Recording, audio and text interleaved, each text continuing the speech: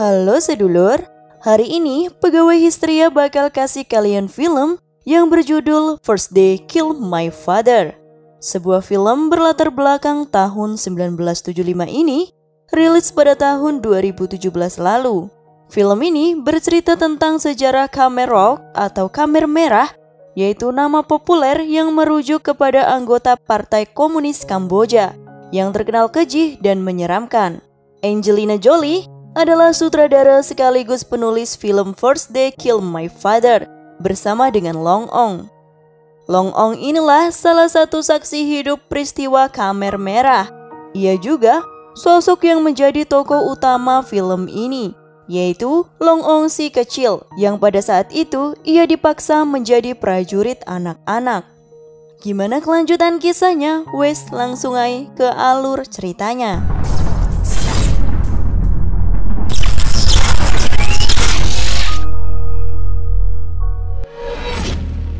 Di awal film diperlihatkan gadis berumur 7 tahun yang bernama Long Ong.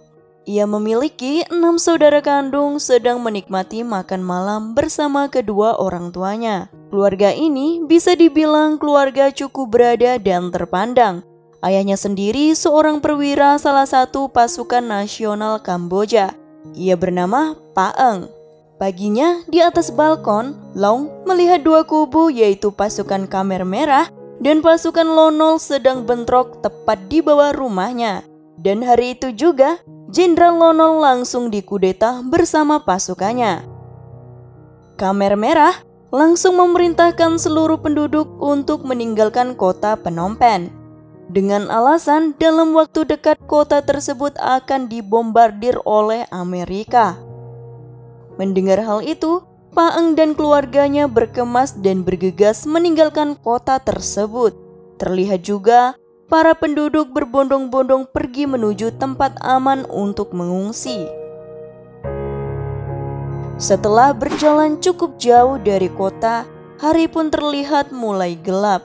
Keluarga Pa Eng dan beberapa penduduk terpaksa bermalam di tepi jalan. Keesokan paginya, mereka dikejutkan oleh pasukan Khmer Merah. Mereka dipaksa untuk terus melanjutkan perjalanan. Namun kali ini Pa Eng dan keluarganya harus berjalan kaki karena mobil dan barang berharganya yang berbau Amerika telah disita tentara komunis. Mereka tidak menyukai barang-barang buatan Amerika. Mau tidak mau, Pa Eng dan keluarganya harus melanjutkan perjalanan dengan jalan kaki dan membawa barang-barang yang tersisa. Di malam harinya, Pa Eng terpaksa membakar identitas aslinya agar tidak ketahuan pasukan Khmer Merah bahwa sebenarnya dia adalah kapten angkatan bersenjata. Singkat cerita, mereka melanjutkan perjalanan lagi. Di tengah perjalanan, masuk di sebuah pedesaan. Para tentara komunis meminta mereka agar meninggalkan barang-barang yang mereka bawa untuk diperiksa. Siapapun yang ketahuan pernah menjadi tentara, mereka akan langsung dieksekusi. Sementara Pa Eng berhasil menyamarkan identitasnya, sehingga ia dan keluarganya pun lolos dari pemeriksaan dan kembali melanjutkan perjalanan. Di tengah perjalanan, kebetulan mereka bertemu dengan seseorang, yaitu saudara laki-laki istrinya. Pa Eng dan keluarganya kemudian dibawa ke kediamannya untuk tinggal sementara waktu.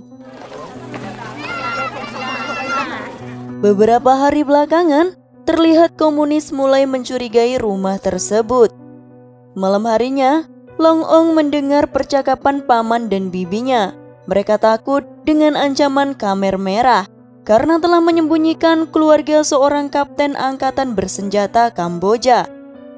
Sehingga paginya, Pa Eng dan keluarganya terpaksa harus meninggalkan rumah tersebut. Singkat cerita, malam pun tiba. Pa Eng dan keluarganya yang sedang beristirahat dan tidak tahu harus kemana. Mereka dibawa pasukan Khmer Merah yang kebetulan pada saat itu sedang melintas di area tersebut. Mereka dibawa ke kamp persembunyian di dalam hutan. Setelah melewati perjalanan yang cukup melelahkan, Kini akhirnya mereka telah sampai di kamp persembunyian. Di sana, mereka dan para penduduk kota lainnya disuruh membangun rumah sendiri untuk bertahan hidup. Selain itu, mereka juga dipaksa bertani. Tak pandang bulu, Long Ong dan anak-anak lainnya juga dipaksa berkebun. Jika mereka melakukan kesalahan sekecil apapun, mereka akan mendapatkan hukuman yang setimpal. Malam harinya, Long Ong menyaksikan secara langsung salah satu penduduk kota yang akan dieksekusi setelah ketahuan menyembunyikan obat-obatan dari negara asing. Seperti yang kita tahu, Khmer Merah sangat membenci produk asing. Bisa dikatakan sangat anti dengan produk negara asing. Keesokan harinya, semua penduduk kota, mau yang sudah tua ataupun masih kecil, dipaksa bekerja lebih keras demi memenuhi kebutuhan makanan Khmer Merah yang sedang bertempur di garis depan. Tak hanya itu, Khmer Merah pun meminta sebagian penduduk, termasuk 3 saudara Long Ong, untuk dijadikan budak di kamp tersembunyi lainnya. Dengan terpaksa, Paeng harus merelakan kepergian ketiga anaknya. Keesokan harinya, Long dan kakaknya yang bernama Chow memetik sayuran di kebun. Tak lama, salah satu penjaga mendapati Chow memakan sedikit sayuran yang ia panen. Chow langsung dimarahi dan dipukul hingga jatuh ke tanah. Long yang tak bisa berbuat apa-apa, ia hanya pasrah menyaksikan kejadian tersebut. Setelah beberapa hari kemudian, Long Ong mendapati kabar bahwa saudaranya yang bernama Kif meninggal dunia. Tak berselang lama setelah kematian Kif, Long dan keluarganya kembali bersedih karena kali ini mereka harus berpisah dari Paeng yang akan dibawa pasukan Khmer Merah ke tempat lain dengan dalih memperbaiki sebuah jembatan. Long memanggil-manggil ayahnya yang mulai menghilang dari pandangan. Inilah hari terakhir Long bisa melihat ayahnya. Setelah kepergian Paeng, ibunya memerintahkan Long dan 2 saudaranya yaitu Kim dan Chow agar pergi meninggalkan tempat tersebut dan mencari kamp tersembunyi lainnya yang lebih baik. Sementara itu, ibu dan adik bungsunya memutuskan untuk tetap tinggal. Keesokan harinya, pergilah mereka bertiga masuk ke dalam hutan. Di sana, mereka menemukan patung Buddha dan berdoa sejenak. Dengan tatapan penuh kesedihan, Kim melihat ke arah Long dan Chow. Tanpa sepatah kata pun, ia pergi memilih jalan yang berbeda. Singkat cerita, tibalah Long dan Chow di kamp khusus anak. Ternyata di kamp tersebut tidak jauh berbeda dengan kamp sebelumnya. Setibanya di sana, mereka langsung dipekerjakan menggarap sawah. Tak hanya itu, di sana juga anak-anak dilatih untuk mempertajam jiwa komunis mereka. Hari demi hari, kepedihan semakin menjadi.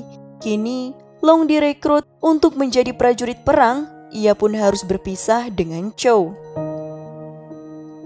Long mulai melangkahkan kakinya menuju ke dalam hutan. Langkah yang semakin jauh dari rasa aman.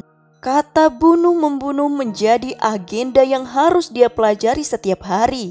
Hingga suatu hari, Long dan anggota lainnya diajarkan cara menanam ranjau di tengah hutan.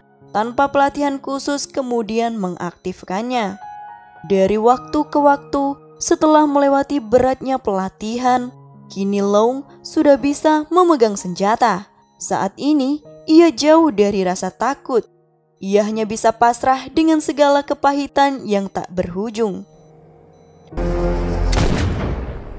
Setelah lama melewati pelatihan yang sangat melelahkan, kini ia diperbolehkan mengunjungi keluarganya. Ia pun mengunjungi kamp tempat ibunya tinggal. Namun sesampainya di kamp tersebut, ia tak menemukan sesiapapun. Salah satu tetangganya mengatakan bahwa para prajurit telah membawa ibunya pergi. Long sangat sedih. Ia membayangkan adiknya yang sedang menangis di samping jasad ibunya yang telah dieksekusi. Hanya itulah yang ada di benaknya pada saat itu. Ia kembali ke kamp pelatihan.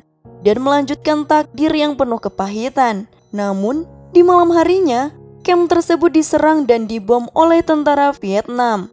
Long berlari, terdengar teriakan ketakutan menggema.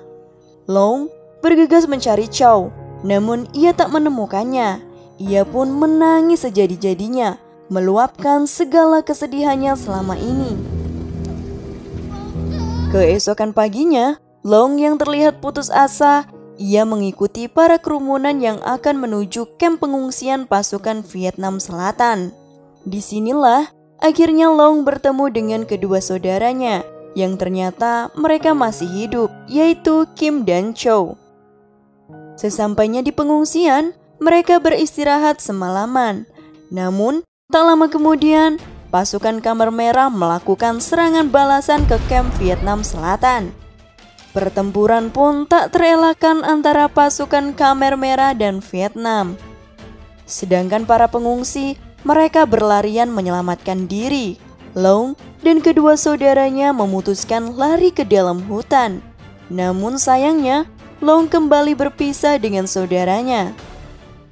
Langkahnya pun terhenti setelah ia sadar bahwa hutan yang saat ini ia pijak adalah ladang ranjau yang sebelumnya pernah ia tanam sewaktu berlatih bersama pasukan Khmer Merah. Ia pun harus menyaksikan puluhan orang tewas seketika saat melewati ladang ranjau tersebut. Singkat cerita, kini mereka telah benar-benar terbebas dari pasukan Khmer Merah karena telah berhasil ditaklukkan oleh pasukan Vietnam pada tanggal 7 Januari tahun 1979. Setelah pertempuran tersebut, Long dan kedua saudaranya bertemu kembali. Di dalam kamp pun, Long terkejut setelah melihat kedua kakak laki-laki tertuanya yang ternyata mereka masih hidup. Kini, akhirnya mereka pun berkumpul kembali.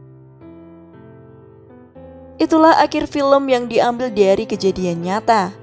Diperkirakan korban kematian eksekusi, kelaparan, penyakit, akibat rekayasa sosial Khmer Merah mencapai 2 juta jiwa.